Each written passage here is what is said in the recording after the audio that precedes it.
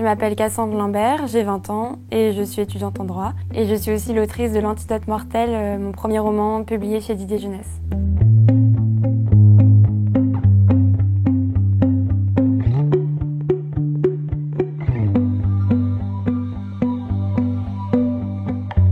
C'était Hunger Games au collège. Parce que moi je suis née en 2000, donc je fais partie de cette génération. Enfin, j'ai grandi avec les dystopies, Hunger Games, Le Labyrinthe, Divergente. Du coup je me rappelle, j'étais au collège et je suis allée au CDI, donc pas pour lire parce que je lisais pas à l'époque, mais pour me réchauffer parce que c'était l'hiver et c'était le seul endroit où il y avait du chauffage. Et j'ai vu la couverture donc du premier tome de Hunger Games et j'ai flashé dessus. Et je me rappelle le documentaliste, il m'a regardé, il a vu que je buguais un peu dessus, il m'a dit prends-le, tu m'en diras des nouvelles. Je me suis dit mais c'est ça en fait la lecture, c'est trop bien. Et après j'ai jamais arrêté.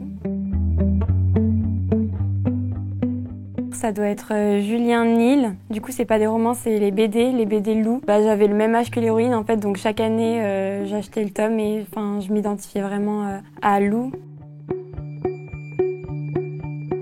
Ma première passion, c'était vraiment l'écriture parce que j'ai écrit avant même de commencer à lire, puisque j'ai commencé à m'intéresser à la lecture au collège et que j'écrivais déjà en primaire à 9-10 ans. Donc ma première passion, c'est l'écriture.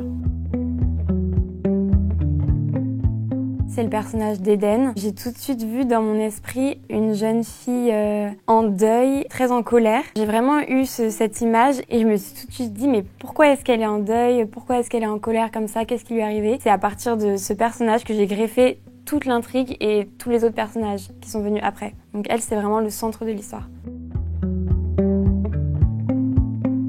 La première phrase, c'est « Une porte s'ouvrait avec fracas ». Finalement, je trouve que ça reflète bien le livre parce que les personnages, ils n'ont jamais le temps de se reposer en fait. Et du coup, ils sont jamais tranquilles. Je trouve que ça représente bien le roman, ouais.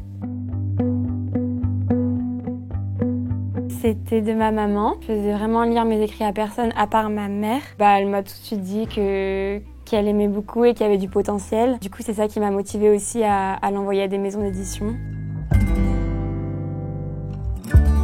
Quand j'ai su que j'allais être publiée, c'est que je me suis dit je vais pouvoir mettre mon livre dans la bibliothèque parmi tous ces livres que je lis et que j'adore. Et je me suis dit ça va être génial d'avoir mon bébé dans la bibliothèque, ça doit être trop cool.